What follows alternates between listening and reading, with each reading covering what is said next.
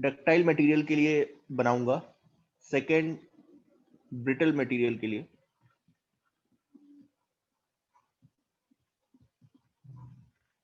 और तीसरा है इलास्टोमर्स के लिए। मैं पहले ये मटेरियल बता देता हूँ आपको कि डक्टाइल मटेरियल क्या होता है, बल्कि आपको पता ही है, आपने जो है ये बहुत बार किया होगा। क्या होता है ductile material?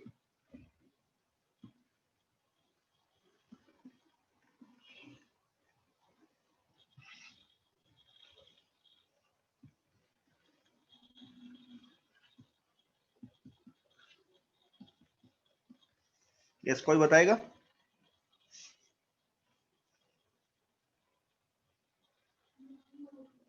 Those materials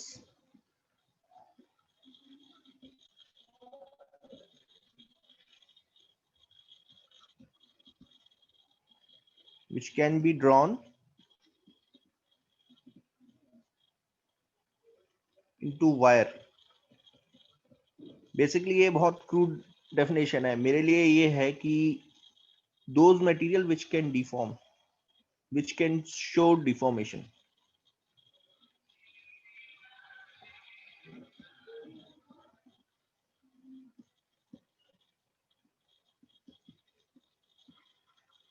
which shows deformation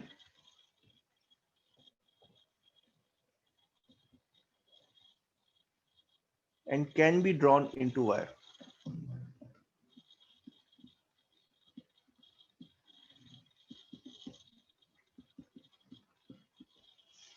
इसमें एग्जाम्पल जो है ये काफी आप देख सकते हो, जैसे एल्यूमिनियम हो गया, एग्जाम्पल है, कॉपर हो सकता है। ये सारे एग्जाम्पल है जो मटेरियल, जो डक्टाइल मटेरियल के आ जाते हैं। कॉपर हो गया, एल्यूमिनियम हो गया, फिर स्टील भी आ जाता है इसमें। ठीक है, नाउ ब्रिटल मटेरियल क्या होगा?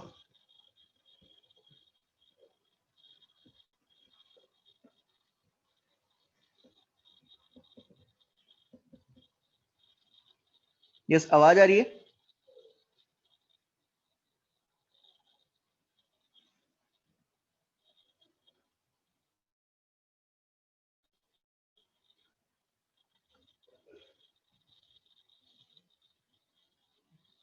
गाइस एक बार चैट पे बता दो, आवाज आ रही है क्या, चैट पे लिख के।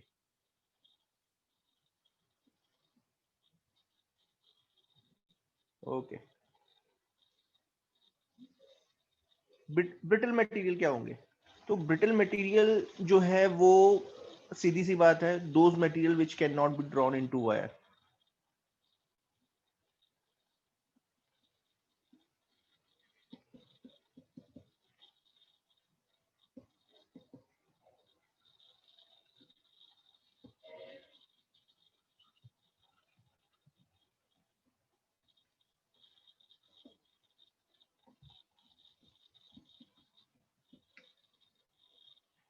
या आप ऐसे सोचो कि ये ऐसे मटेरियल हैं जो वायर में आप ड्रॉ नहीं कर सकते, मतलब उससे आप वायर नहीं बना सकते। जैसे कि एक एग्जांपल है, ग्लास हो गया।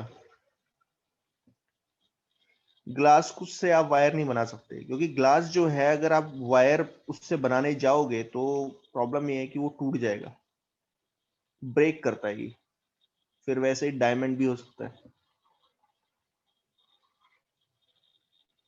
बिस्किट भी एक एग्जांपल है इसका, ये भी एक ब्रिटल मटेरियल है। और तीसरा है इलास्टोमर्स। These material shows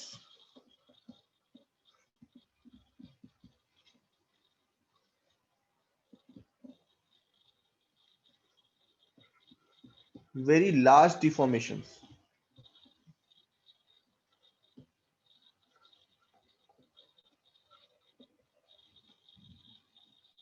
तो इसका एग्जांपल हो जाएगा rubber.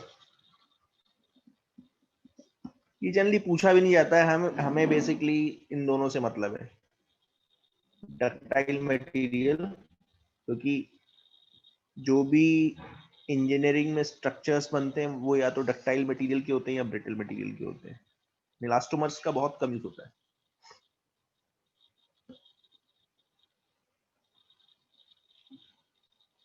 Yes,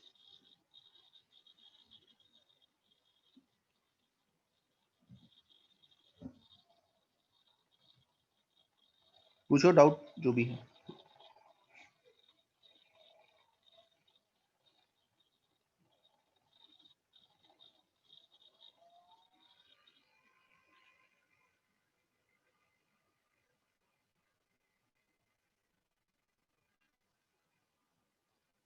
well, optic fibre are not made up of glass. Glass से नहीं बनते, उनके लिए अलग मटेरियल यूज होता है। वो लगते हमें ग्लास से हैं, क्योंकि ग्लास से अगर आप यूज करोगे, वेल ऑप्टिक फाइबर की थ्योरी एक अलग है, वो आप अगले साल पढ़ोगे। बट मैं आपको बता देता हूँ, ऑप्टिक फाइबर ग्लास से नहीं बनते। हमें लगता है वो ग्लास मटेरियल, लेकिन ग्लास नहीं होता, वो एक्राइलिक मटेरियल होता है। ओके, तो ग्लास से होता है, ठीक है ना।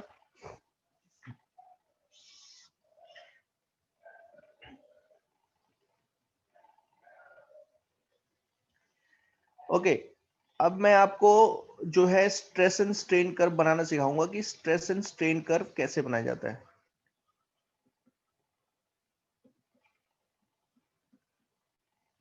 For any of the material. आप बना सकते हो। तो उसके लिए एक एक्सपेरिमेंट है, इसे बोलते हैं शार्लेज एक्सपेरिमेंट। शायद ये 11th में करवाया जाएगा आपको, शायद हो, क्योंकि 11th में ये एक्सपेरिमेंट है। शायद स्कूल में करवाया हो, लेकिन स्कूल तो भी चल नहीं रहे हैं, तो फिर भी मैं आपको बता देता हूँ। लेकिन हाँ, अगर आप मैकेनिकल इंजीनियरिंग करना होगा तो इसमें होता क्या है कि एक मशीन होती है। उस मशीन के एक एंड पे आपको एक वायर जो है, जिस मटेरियल का स्ट्रेस एंड स्ट्रेन कर्व बनाना चाहते हो, उसका वायर जो है आपको अटैच करना पड़ेगा। इसके टॉप एंड पे अटैच कर देते हैं हम लोग। तो अब इस वायर के बारे में मुझे क्या क्या पता होगा। सबसे पहले तो इसका एरिया ऑफ क्रॉस सेक्शन मुझे पता होगा, एरिया ऑफ क्रॉस सेक्शन पता होगा। वो आप कैसे निकालोगे? तो आपने कभी स्क्रू गेज देखा होगा। ऐसा एक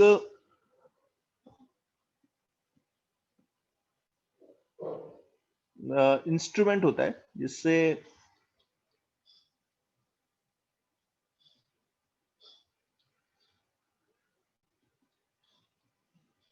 अब अगर मैं होता वहां पे तो आपको ये एक्सपेरिमेंट करा के दिखाता कि कैसे स्क्रू गेज से जो है हम क्या यूज होता है, किस लिए यूज होता है स्क्रू गेज। इससे आप डायामीटर फाइंड आउट कर सकते हो किसी भी मटेरियल का। ठीक है ना। ये दो होते हैं, एक वर्नियर कैलिपर होता है, वर्नियर कैलिपर भी आप यूज कर सकते हो, और एक स्क्रू गेज। तो इससे आप क्या फाइंड आउट कर लोगे? डायमीटर। और once you know the diameter, तो एरिया जो है आप आराम से निकाल पाओगे, इसका cross section area pi d square by 4 से। ओके, नाउ इसका जो नीचे वाला एंड है उस पे हम एक पैन लगा देते हैं। पैन क्या होता है? सिंपल आप ऐसे सोचो कि जैसे तराजू होता है ना, तराजू के में जो है आप मांस डाल सकते हो, ऐसे तराजू होता है तो उसमें मांस डाल देते हैं। तो ये सिंपल एक ऐसी जगह है जहां पे आप स्टैंडर्ड वेट्स रख पाओगे, स्टैंडर्ड मास रख पाओगे। जैसे 1 kg का स्टैंडर्ड मास होता है, फिर 250 ग्राम का होता है, 500 ग्राम का होता है। तो आप मास रख सकते हो यहाँ पे। ये इसके साथ अटैच्ड है, नीचे वाले एंड के साथ। फिर यहाँ पे एक जो है मीटर स्केल रहता है, ये मीटर स्केल है।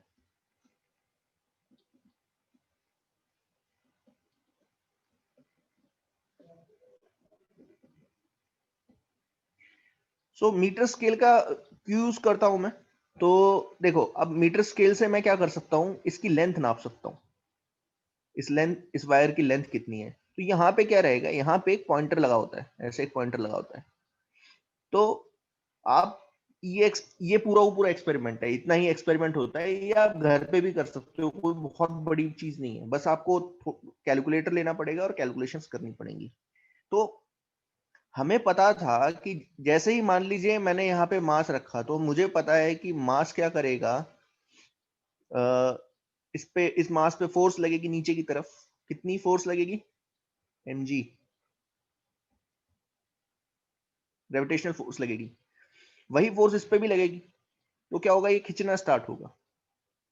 तो अगर मैं आपसे बोलूं कि जैसे मैं मास रख रहा हूं तो मटेरियल में स्ट्रेस कितना आएगा, तो क्या आंसर होगा, tensile force per unit cross section area. So it comes out to be mg pi r square और पाई डी स्क्वायर बाय 4, जो भी आप लिख सकते हो, 4mg by pi d square, ऐसे भी लिख सकते हो, ये भी सही है, कोई प्रॉब्लम नहीं है। तो स्ट्रेस आप निकाल पाओगे क्योंकि आपको मास पता है, क्योंकि आपने ही मास रखा है यहाँ पे, तो मास पता होगा तो mg पता चल जाएगा, और r आपने स्क्रू गेज से फाइंड आउट कर लिया है, डायमीटर आपने स्क्रू गेज से फाइंड आउट कर लिया है। ओके, स्ट्रेन, स्ट्रेन कैसे फाइंड आउट करेंगे? तो स्ट्रेन फाइंड आउट करने का बहुत सिंपल तरीका है। ये पॉइंटर जो है, आप देख लो ये कहां पे कोइंसाइड कर रहा है, किस रीडिंग के साथ कोइंसाइड कर रहा है जब आपने मास नहीं रखा है। पहले आप मास मत रखो, तो ये जो लेंथ होगी वो ओरिजिनल लेंथ होगी। तो ये देख लो ये पॉइंटर जो है किस रीडिंग के साथ कोइंसाइड कर रहा है, तो आपको ये एल पता चल जाएगा। अब जैसे ही आप क्या करोगे, मास रखोगे, तो ये थोड़ा सा नीचे चले जाएगा पेन, क्योंकि वायर में एलोंगेशन आएगा, तो ये पॉइंटर यहां चले जाता है, थोड़ा सा नीचे जाएगा। तो अब फाइनल जो है, फाइनली देख लो कि पॉइंटर जो है किस रीडिंग के साथ कोइंसाइड कर रहा है, दोनों का डिफरेंस ले लेना, तो स्ट्रेन आ जाएगा। तो स्ट्रेन आ जाएगा आपका डेल्टा एल बाय, और हमें पता है कि स्ट्रेस और स्ट्रेन के बीच में रिलेशन क्या होता है। Bye the way, tensile stress है और टेंसाइल स्ट्रेन है, ठीक है। So you will get this kind of relation, जो आपने ऑलरेडी पढ़ चुके हो।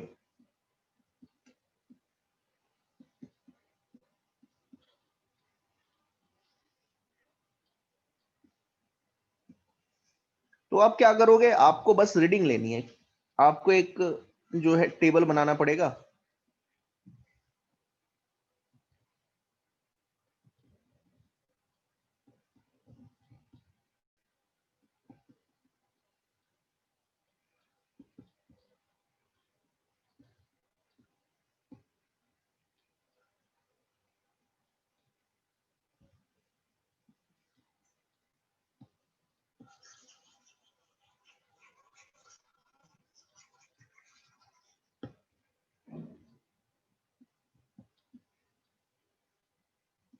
सो आपको एक टेबल बनाना पड़ेगा, किसके बीच का, आप कितना मास डालते जा रहे हो,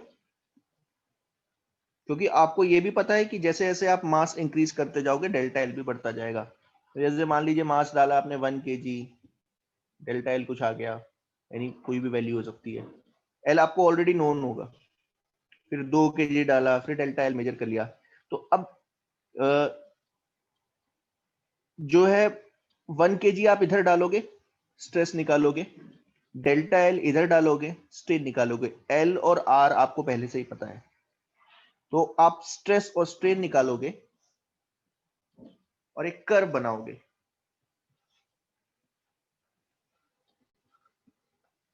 सो डक्टाइल मटेरियल के लिए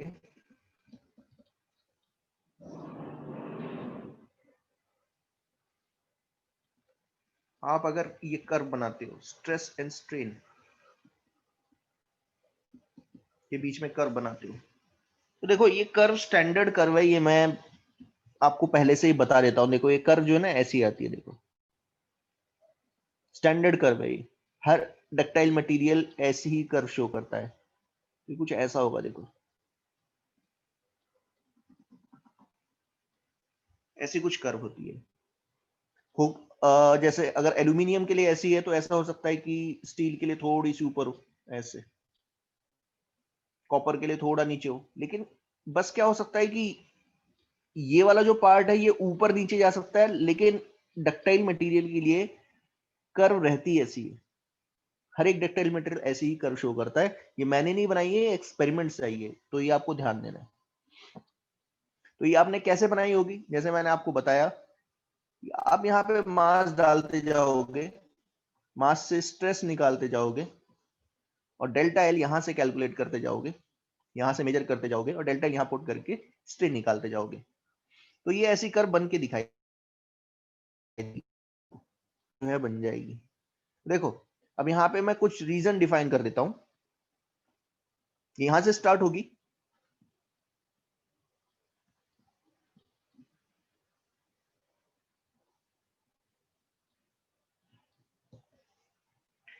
अब ये रीजन जो है मैं लिख रहा हूं, और इसमें इस रीजन्स में क्या क्या पता चल रहा है, तो आपको पता कुछ कुछ चीजें देखो जो इंपॉर्टेंट चीजें पता चलेंगी। सबसे पहले पहला रीजन जो आता है वो होता है O2A। इसको बोलते हैं proportional limit region. Proportional limit इसलिए बोला जाता है क्योंकि हो क्या रहा है यहाँ पे, देखो O2A में क्या हो रहा है, जैसे जैसे आप स्ट्रेस बढ़ा रहे हो, देखो आपने मास बढ़ाया, स्ट्रेस बढ़ा, सॉरी, यस, देखो जैसे जैसे आप स्ट्रेस बढ़ा रहे हो, स्ट्रेन बढ़ता जा रहा है। देखो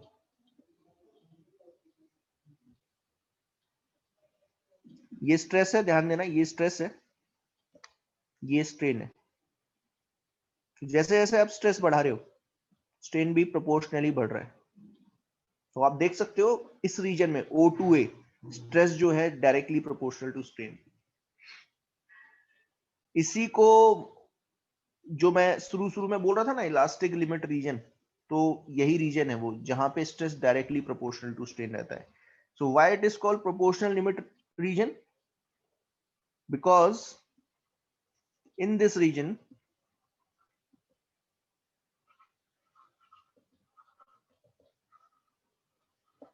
stress is directly proportional to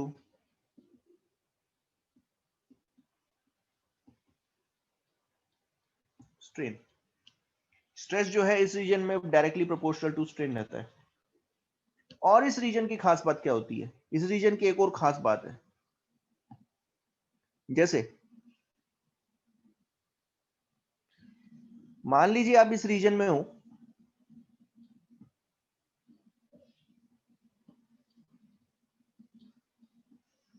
और आप स्ट्रेस बढ़ाते गए।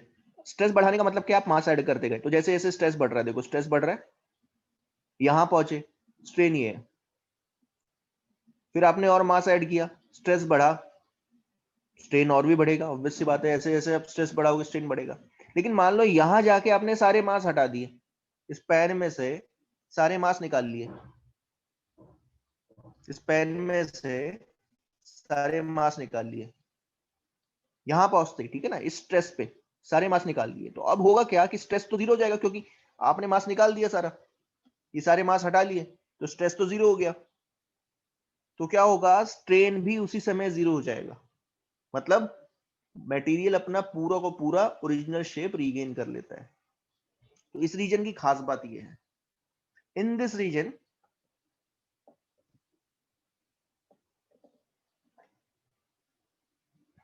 मटेरियल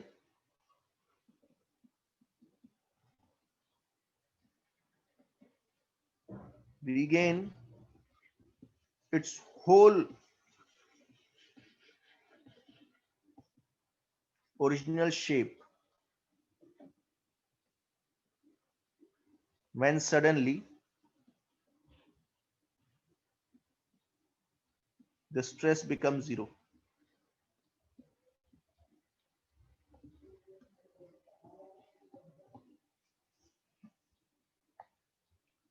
तो इसको प्रोपोर्शनल लिमिट रेंज कहा जाता है। ध्यान देना कि इस रीजन में स्ट्रेस के साथ साथ स्ट्रेन भी बढ़ता जाएगा, और अगर इस रीजन में कहीं पे भी आप मटेरियल पे फोर्स हटा लेते हो, मटेरियल में जो स्ट्रेस लग रहा है उसको जीरो कर देते हो, मतलब आपने फोर्स लगाना हटा दिया, तो मटेरियल अपना shape as it shape regain shape है उसका, ओरिजिनल शेप रिगेन कर लेता है। ठीक है ना? तो इसलिए इसको कई बार इलास्टिक लिमिट रेंज बोला जाता है, क्योंकि पूरा नहीं है इलास्टिक लिमिट का, ये छोटा सा पार्ट है। अब देखो, अगर मैं आपसे बोलूं कि ए टू बी क्या होगा, या सॉरी ओ टू बी, तो ओ टू बी कहा जाता है, क्या बोला जाता है, इलास्टिक लिमिट रीजन। मतलब देखो, अब सोचो कि आप बोलोगे सर ओ टू ए प्रोपोर्शनल है, ओ टू बी क्या है, तो ओ टू बी जो है वो इलास्टिक लिमिट है, रीजन है। तो मैं ए टू बी की बात करूंगा, ओ टू ए तो बता ही दिया है ऑलरेडी, क्योंकि ओ टू ए में स्ट्रेस और स्ट्रेन क्या होते हैं, डायरेक्टली प्रोपोर्शनल होते हैं, और मटेरियल अपना पूरा शेप रिगेन कर लेता है अगर स्ट्रेस को जीरो कर दिया जाए।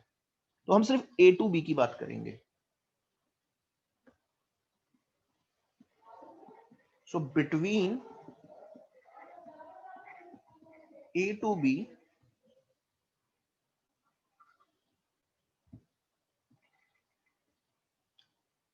अब यहां देखो, अगर आप ए टू बी के बारे में बात करोगे, सिर्फ ए टू बी के बारे में बात करो, तो अगर आप ढंग से देखोगे तो एक कर्व स्ट्रेट लाइन नहीं है, ये थोड़ा सा कर्व हो गया, ऐसे थोड़ा सा कर्व है। तो इससे क्या पता चल रहा है, इससे ये पता चल रहा है कि स्ट्रेन थोड़ा सा ज्यादा तेजी के साथ बढ़ रहा है कंपेयर टू स्ट्रेस। मतलब स्ट्रेस जो है डायरेक्टली प्रोपोर्शनल टू स्ट्रेन नहीं है, सिर्फ ए टू बी में ध्यान देना। Between A to B, stress is not directly proportional to strain.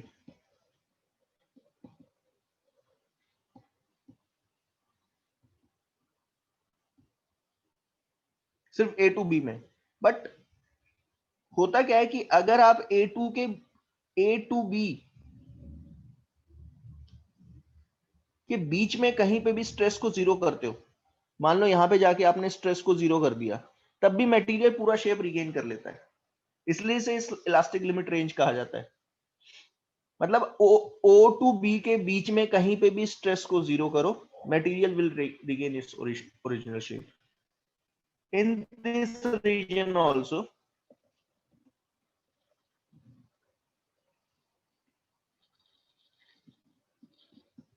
material regain its original shape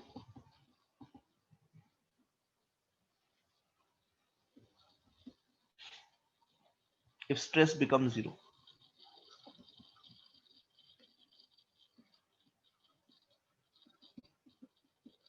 but ध्यान देना, मैं आपको एक चीज और बता देता हूं कि इन जनरली क्या होता है कि ये ए टू बी जो है ना, ऑलमोस्ट सेम ही जगह लाई करते हैं मैक्सिमम मटेरियल के लिए, ज्यादा डिफरेंस नहीं होता है, इसलिए हम प्रोपोर्शनल लिमिट लेते ही नहीं है। ए टू बी ऑलमोस्ट सेम ही होते हैं, ठीक है ना? यहाँ पे मैं एक पॉइंट और ले लेता हूँ, चलो मुझे बी यहां लेना चाहिए, ये सी कर देता हूं, ये डी और ये ई, बेटर ये।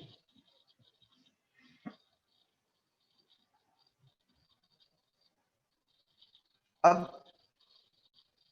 जैसे जैसे आप और स्ट्रेस बढ़ाते जाओगे, स्ट्रेस और बढ़ा रहे हो, आप क्या कर रहे हो, और मास बढ़ा रहे हो, तो स्ट्रेस और बढ़ता पहुंचे। अगर बी के अंदर अंदर आपने बी पे भी अगर आपने स्ट्रेस को जीरो कर दिया, तो क्या होगा, मटेरियल पूरा को पूरा शेप रिगेन कर लेगा।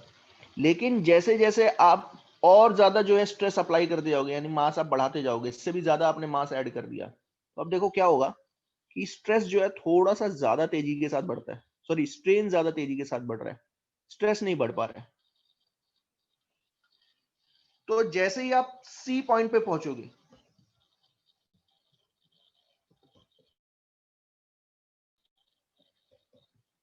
एट पॉइंट सी,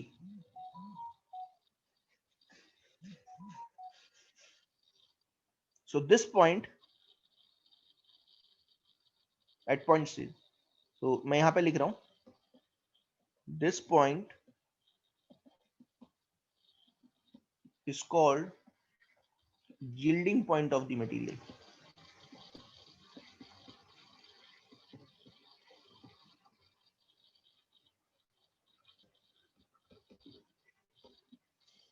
यील्डिंग पॉइंट का मतलब क्या होता है? यील्डिंग क्या होती है? अब यील्डिंग का मतलब देखो, एक तो थोड़ा सा इंग्लिश में आपको देखना पड़ेगा कि यील्डिंग का मतलब क्या होता है। यील्डिंग का मतलब होता है कि डहना, वैसे हिंदी का मतलब होता है डहना। जैसे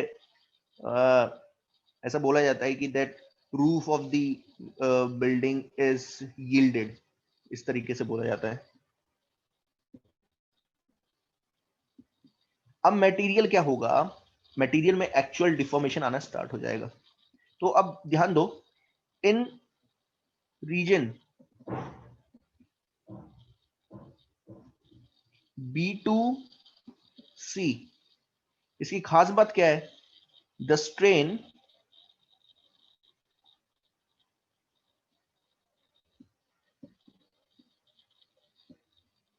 इज इंक्रीजिंग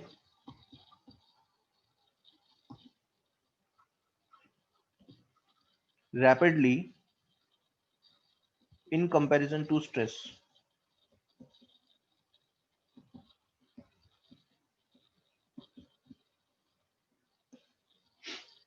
मतलब स्ट्रेन जो है थोड़ा ज्यादा तेजी के साथ बढ़ रहा है इस रीजन में, स्ट्रेस उतना नहीं बढ़ पा रहा है। मतलब कहने का मतलब ये है, अगर आप बहुत थोड़ा सा भी मास इसमें पुट कर दोगे और एक्स्ट्रा थोड़ा सा मास पुट किया इस पैन में, तो क्या होगा? बहुत ज्यादा इसकी लेंथ में चेंज आ जाएगा, स्ट्रेन बहुत ज्यादा आ जाता है।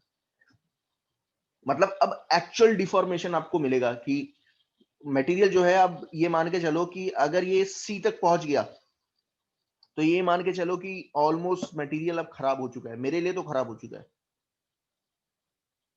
तो अब इसकी खास बात क्या है? अगर आप, इफ एट पॉइंट सी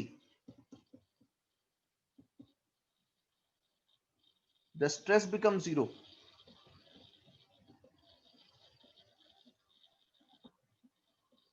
क्यों मटेरियल मेरे लिए खराब हो चुका है? बिकॉज अगर आप पॉइंट सी पे स्ट्रेस को जीरो करते हो, the material is not able to regain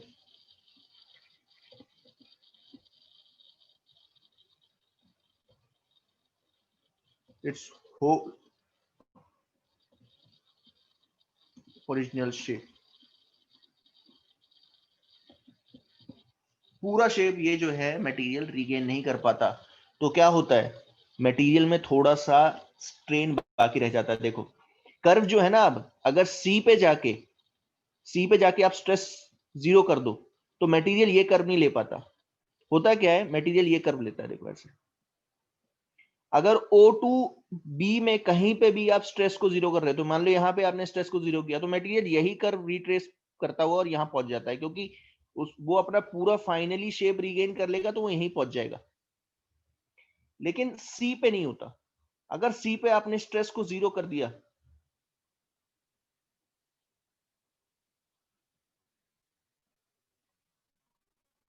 तो कौन सा कर्व लेगा?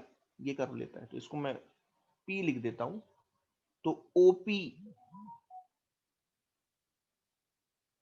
CP जो है कर्व लेता है, वो ऐसे कर्व, इस कर्व को लेता हुआ इस पाथ को रिट्रेस करता है, कहने का इस पाथ को ट्रेस करता हुआ यहां पहुंचता है।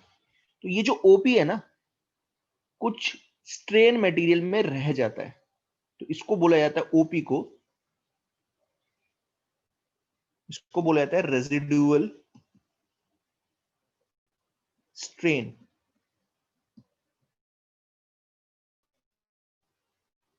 रेजिडुअल मतलब कुछ बचा हुआ strain.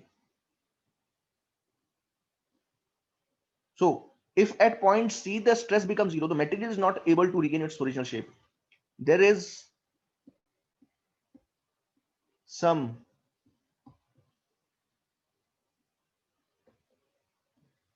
Residual strain left in the material.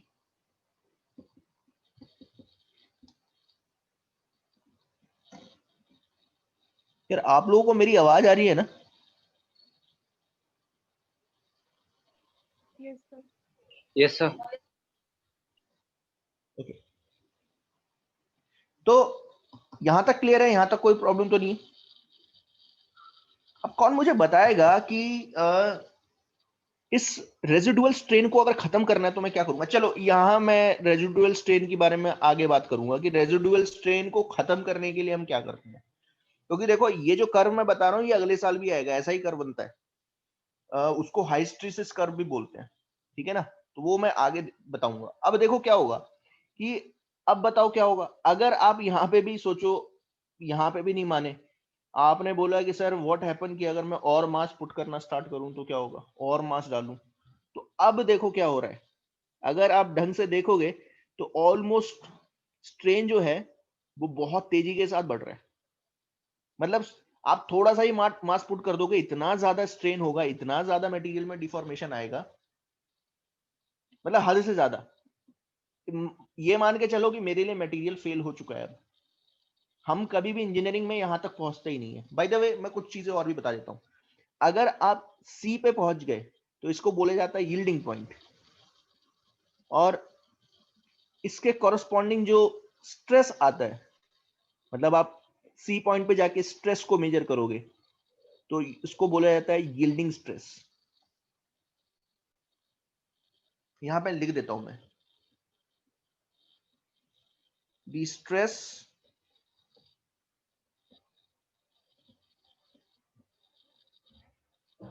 corresponding to yielding point is called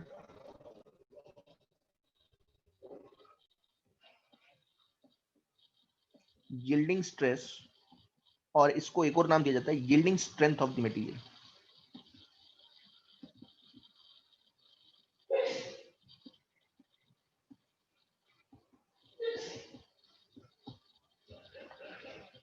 तो इंपॉर्टेंट एक और चीज आप मुझे बताओ कि अगर सोचो आपको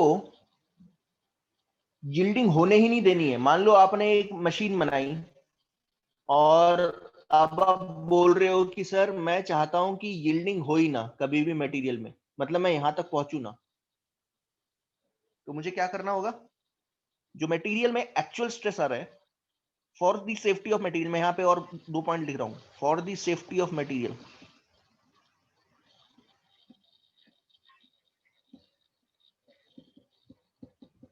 ये मैं पहले ही बता चुका हूं आपको। For the safety of material the stress, the actual stress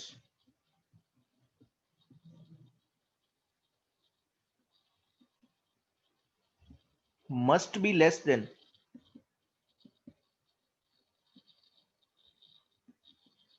yielding stress। ये होना ही चाहिए for the safety of material. मतलब अगर आप कोई मशीन डिजाइन करोगे आगे चल के, अगर आप मान लीजिए मैकेनिकल इंजीनियरिंग करते हो, तो आपको ये चीज ध्यान रखनी पड़ेगी कि यहां तक तो आपको पहुंचना ही नहीं है, क्योंकि अगर यहां पहुंच गए तो प्रॉब्लम क्या है, अगर स्ट्रेस यील्डिंग स्ट्रेस के इक्वल हो गया तो प्रॉब्लम ये हो जाएगी कि अब ये मटेरियल जो है रेजिडुअल स्ट्रेन से बच नहीं सकता। अगर लीजिए यहां पहुंच गए आपने, आप पहुंच गए और आपने स्ट्रेस को जीरो कर दिया, तो उस मटेरियल में परमानेंट रेजिडुअल स्ट्रेन आ जाएगा हमेशा के लिए, अपना पूरा शेप रीगेन नहीं कर पाएगा ये। अगर इस रीजन में रहे तो उसकी खास बात क्या है मटेरियल की, डिफॉर्म तो होगा वो, लेकिन जैसे ही स्ट्रेस को जीरो करोगे अपना शेप रीगेन कर लेता है। तो हम स्ट्रेस को सिर्फ इस रीजन में रखते हैं, इतने रीजन में, बी तक ले जा सकते हो लेकिन इतने रीजन में रखते हैं।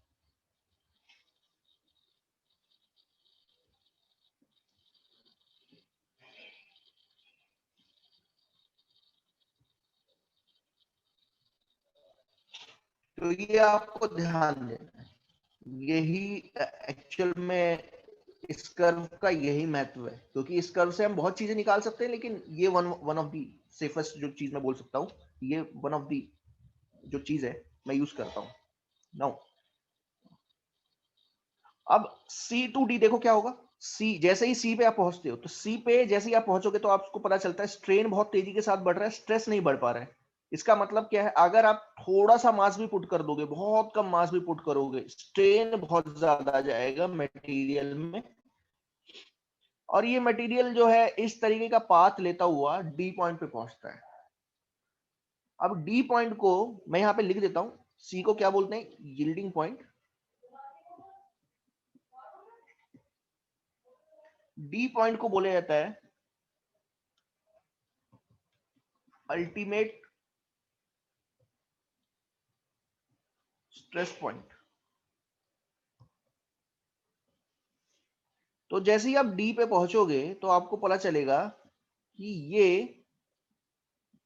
जो डी के कॉरेस्पॉन्डिंग स्ट्रेस है, ये सबसे ज्यादा स्ट्रेस है जो मटेरियल के अंदर आ सकता है, इससे ज्यादा स्ट्रेस नहीं आ पाता है। इसलिए इसको, इसके कॉरेस्पॉन्डिंग जो स्ट्रेस होगा उसको बोलते हैं अल्टीमेट टेंसाइल स्ट्रेस। यहां पे जो ये जो स्ट्रेस है इसको बोलेंगे yielding stress of the material, और इसके कॉरेस्पॉन्डिंग जो स्ट्रेस है, डी के कॉरेस्पॉन्डिंग स्ट्रेस है, इसको बोला जाता है अल्टीमेट टेंसाइल स्ट्रेस। सो डी जो पॉइंट है, डी के कॉरेस्पॉन्डिंग जो स्ट्रेस है, वो मैक्सिमम स्ट्रेस आ सकता है किसी मटेरियल में, इससे ज्यादा स्ट्रेस नहीं आ पाएगा। So at point D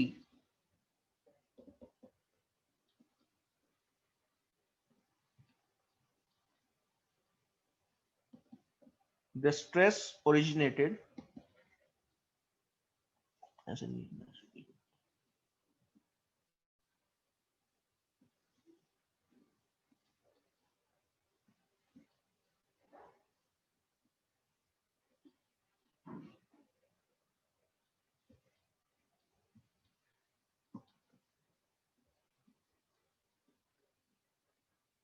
if the stress is further increased,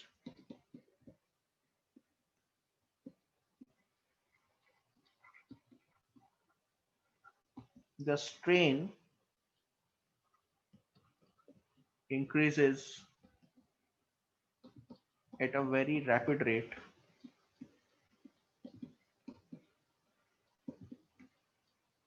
and when it reaches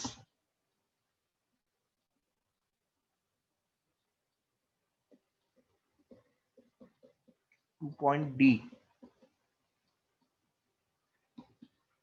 it is the ultimate stress point। ये ultimate stress point है, इससे ज्यादा, why it is called ultimate stress point, because the stress cannot be increased further।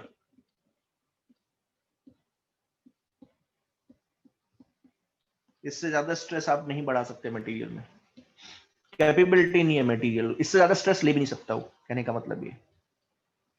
So the stress corresponding to this point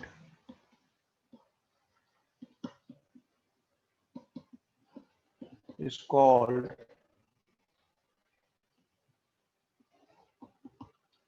ultimate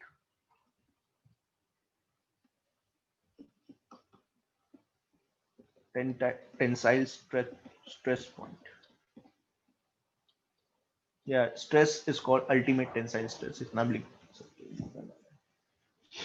So इसके corresponding जो stress है वो ultimate tensile stress हो जाएगा। अब अगर आप फर्दर और स्ट्रेस बढ़ाते हो तो क्या होता है कि डी पॉइंट पे जाके मटेरियल में कुछ ऐसी जगह आ जाती है जहां पे नेकिंग स्टार्ट हो जाती है। नेकिंग का मतलब क्या होता है, जैसे मान लीजिए आपने कभी भी देखा होगा, अगर आप हेयर बैंड लो, जो हेयर बैंड यूज होता है, और उसे आप काट के हेयर बैंड को इस तरीके से इलोंगेट करना स्टार्ट करो, तो आपने देखा होगा कई जगह पे क्रॉस सेक्शन जो है बहुत कम हो जाता है। कई ऐसे पॉइंट आते हैं जिसमें मटेरियल का क्रॉस सेक्शन कम रहता है। इन जगहों पे जहां पे क्रॉस सेक्शन एरिया कम होता है उसको बोला जाता है necking of the material.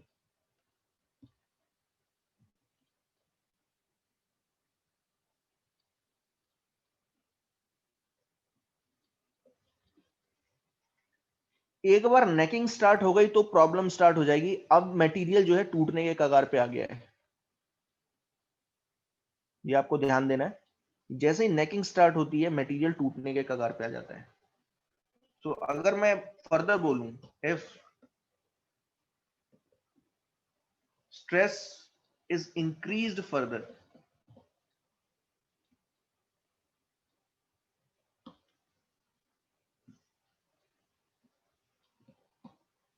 Stress increase करने का मतलब यहां पे क्या है, सॉरी स्ट्रेस नहीं बोलूंगा, बेटर यही है, मुझे क्या लिखना चाहिए, if mass is increased further,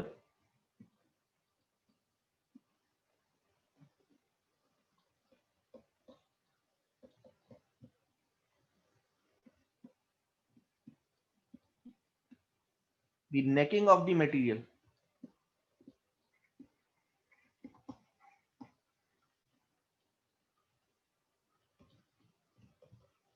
started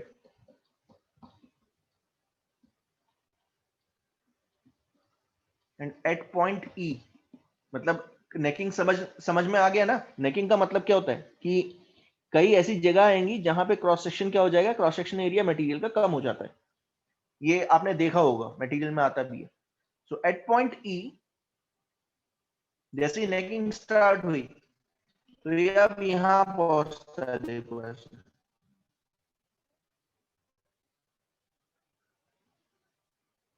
D से ई पाथ लेता हुआ, जैसे ही पॉइंट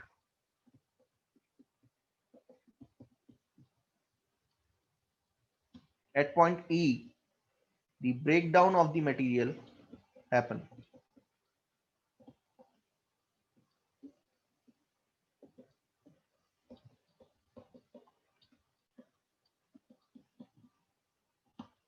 ब्रेक डाउन आ जाता है, मतलब अब मटेरियल जो है ब्रेक कर गया, ठीक है। और अब मतलब मटेरियल टूट गया, अब मटेरियल का कुछ नहीं हो सकता। द स्ट्रेस कॉरेस्पॉन्डिंग टू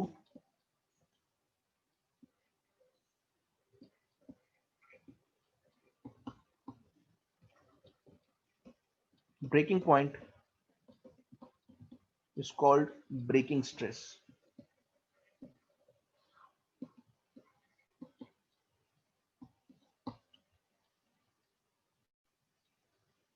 तो देखो इतना कुछ है ये, अगर आपसे पूछा जाए कि stress and strain curve for the ductile material बनाओ तो आपको ये पूरा बताना पड़ेगा, पूरा पूरा ये पूरी पूरी जो है ग्राफ आपको बतानी पड़ती है। अब देखो ये तो किसके लिए हो गया, डक्टाइल मटेरियल के लिए हो गया। अब ब्रिटल के लिए देखो क्या होगा, तो ब्रिटल का बहुत इजी है। फॉर ब्रिटल मटेरियल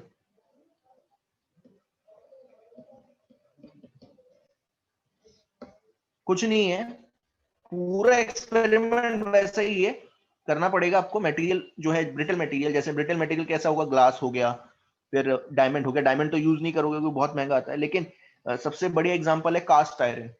हम लोग कास्ट आयरन यूज करते थे।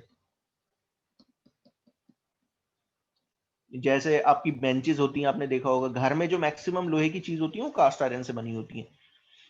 तो कास्ट आयरन जो है वो ब्रिटल मटेरियल होता है, वो बिस्किट की तरह टूटता है। अगर आप देखोगे लोहा भी बिस्किट की तरह टूट सकता है, तो ये मत सोचना कि लोहा जो है डिफॉर्मेशन शो करता है क्या।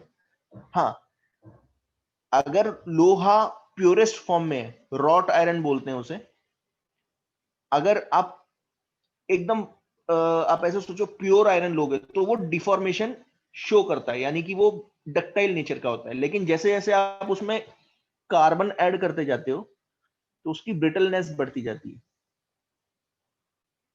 ठीक है, तो जितना ज्यादा ब्रिटल, जितना ज्यादा कार्बन उसमें डालोगे, आयरन में डाल दोगे आप, तो उतना ज्यादा मटेरियल ब्रिटल हो जाता है। और वो फिर टूटता कैसे, जैसे बिस्किट टूटता है,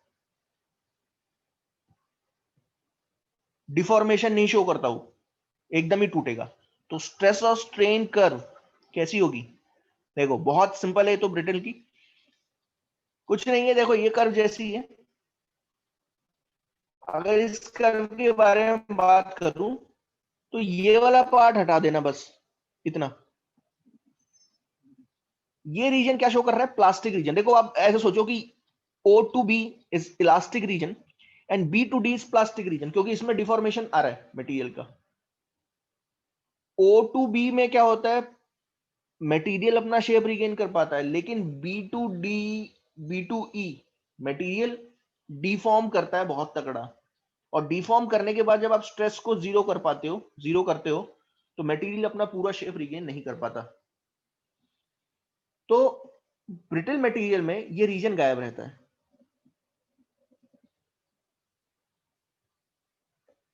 तो इसको मैं अलग से नहीं लिखाऊंगा, आप खुद सोचो कि क्या करना है आपको। O2A क्या होगा,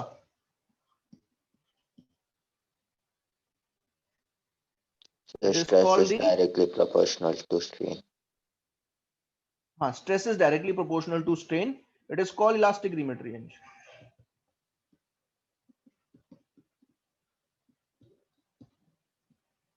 and stress is directly proportional to strain.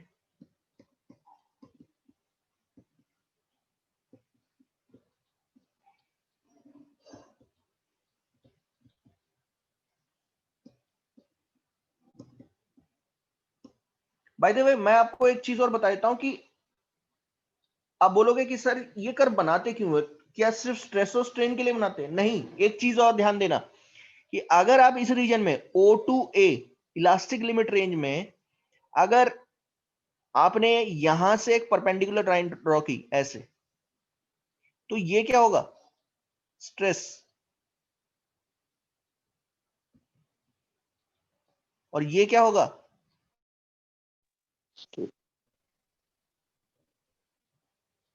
Strain.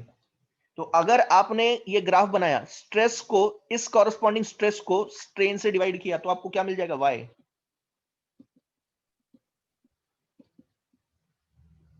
यही चीज ऊपर भी है, यही चीज ऊपर भी है, O2B में बना सकता था। तो मुझे क्या नहीं पता चल जाता इस रेशो से,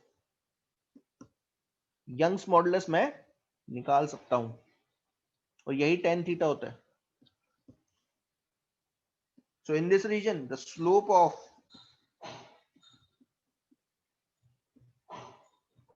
यही स्लोप है, ठीक है ना। आपने स्ट्रेट लाइन पढ़ लिया होगा तो अभी आपको पता होगा स्लोप क्या होता है। The slope of line OA gives Young's modulus of the material.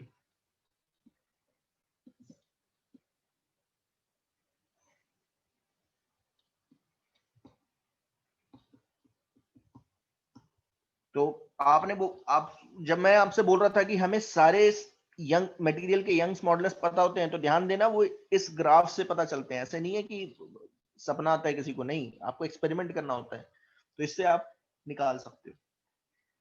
अच्छा, अब इसकी खास बात क्या है, अगर आपने फर्दर मास बढ़ाया तो क्या होगा, ये कोई भी डिफॉर्मेशन शो नहीं करता, ये जो ई पॉइंट है ये सीधा ब्रेकडाउन पॉइंट रहता है।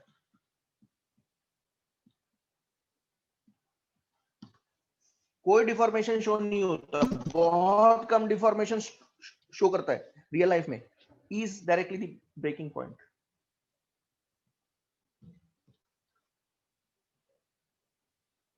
If mass is further increased,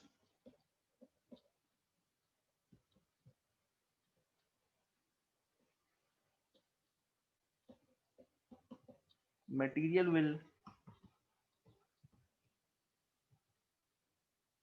break down at point E.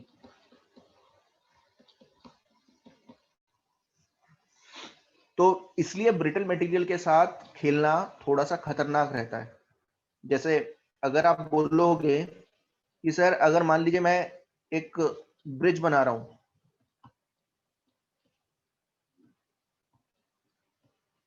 तो ब्रिज का जो ये कॉलम है और ये जो सपोर्ट है यहाँ पे जिसमें जो कार चलती हैं, तो वो किस मटेरियल से बनाना चाहिए? मैं आपको दो ऑप्शन देता हूं, ब्रिटल या डक्टाइल। बताओ किससे बनाओगे? से डक्टाइल। डक्टाइल।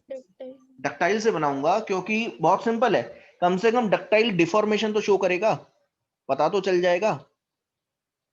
अगर गलती से भी देखो, अब होता क्या है कि सर मुझे बताओ कि इसमें दो चीजें यूज होती हैं, आपने देखा होगा ये जो चीजें ये जो बनती है ना, इसमें दो चीजें ही होती हैं। एक तो कंक्रीट से बनता है, देखा है ना कंक्रीट क्या होता है?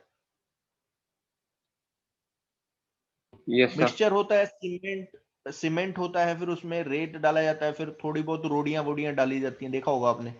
घर भी बनता है उससे, है ना?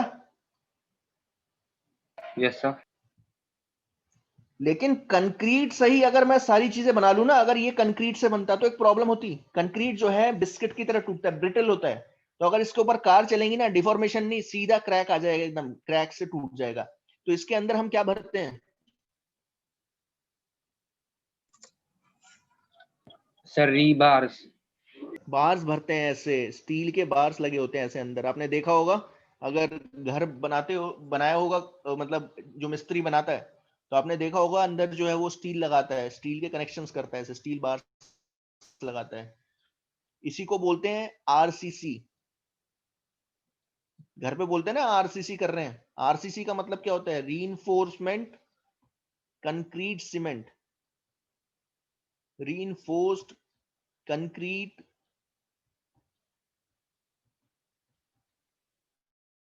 सीमेंट। कंक्रीट तो है, लेकिन उसको रीइंफोर्स किया हो गया है, किससे? स्टील से। क्योंकि स्टील का नेचर क्या होता है? डक्टाइल है, डिफॉर्मेशन डक्टाइल। शो करना स्टार्ट कर देता है। समझ में आया क्या? डक्टाइल से कभी भी कोई चीजें नहीं बनती। डक्टाइल मटेरियल से हम कोशिश करते हैं कि चीजें ना बने, बट ब्रिटल मटेरियल की खास बात एक चीज रहती है कि ब्रिटल मटेरियल जो है टफ बहुत ज्यादा होते हैं। ब्रिटल मटेरियल टफ बहुत ज्यादा होते हैं। जैसे डायमंड है, डायमंड क्या होता है? ब्रिटल है, यस सर। बट टफ बहुत ज्यादा होता है, इट इज टफ।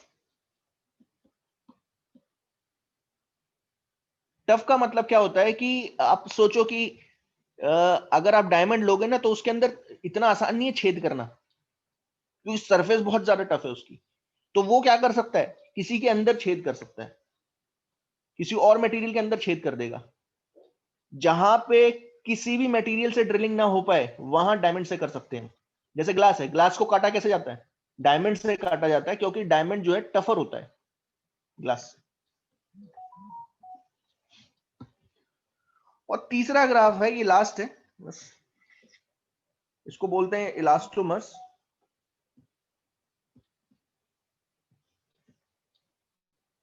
तो इलास्टोमर्स बहुत सिंपल है, कुछ नहीं है। इसका ग्राफ देखो ऐसा होता है, जैसे रबड़ का है, रबड़ इलास्टोमर है।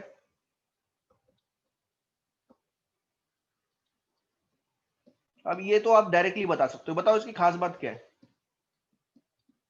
Stress is not directly proportional to strain. इसमें स्ट्रेस और स्ट्रेन डायरेक्टली प्रोपोर्शनल नहीं होते। इसका मतलब यहाँ पे आप हुक्स लॉ नहीं लगा सकते आप। तो अब इलास्टोमर्स के लिए हुक्स लॉ नहीं आता, उसके लिए अलग लॉज आते हैं।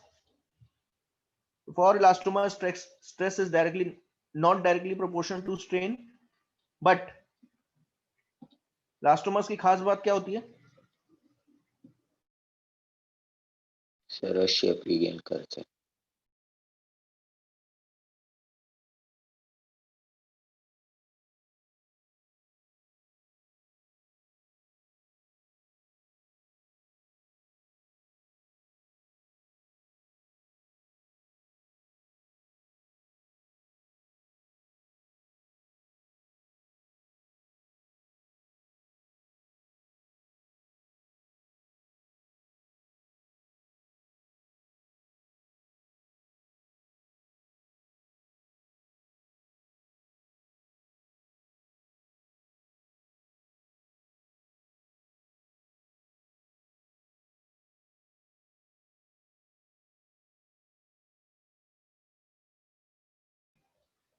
स्ट्रेस को कहीं पे भी जीरो किया जाए तो स्ट्रेन भी जीरो ही हो जाएगा, मतलब कहने का मतलब है अपने पाथ को रिट्रेस कर पाता है। And at point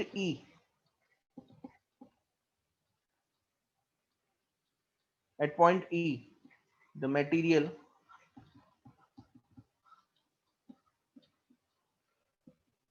breaks down.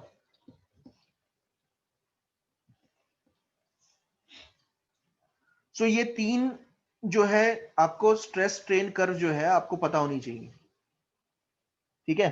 Mainly जो पूछी जाएगी, अगर पूछी जाएगी तो ये पूछी जाएगी,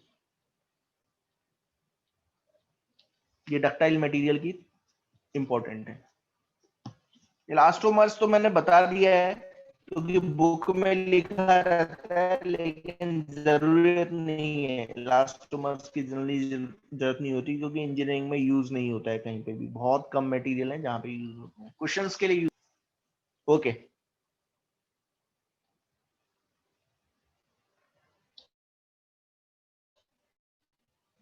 आज के लिए काफी है, ठीक है।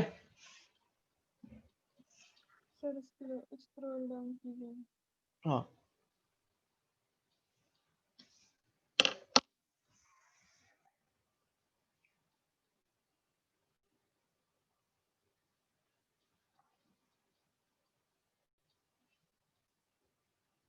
Done sir. Okay, thank you. Thank you sir. Thank you, sir.